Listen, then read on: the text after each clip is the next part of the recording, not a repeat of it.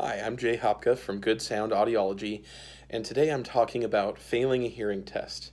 I've been hearing a lot from patients lately that they're afraid they might fail their hearing test, or right after I take the headphones off, they ask if they failed the hearing test. The truth is, you cannot fail a hearing test. It's not meant to be passed or failed.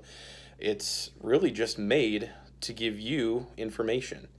And information is never a bad thing. It empowers you and it makes you understand different things about your life. It makes you understand why you can hear a pin drop in the other room, but maybe why you can't always clearly understand what your wife is saying to you. So, to anyone out there who's maybe been thinking about getting a hearing test, but you're afraid you'll fail, don't worry about it. There's no failure, there's just information, and information is power.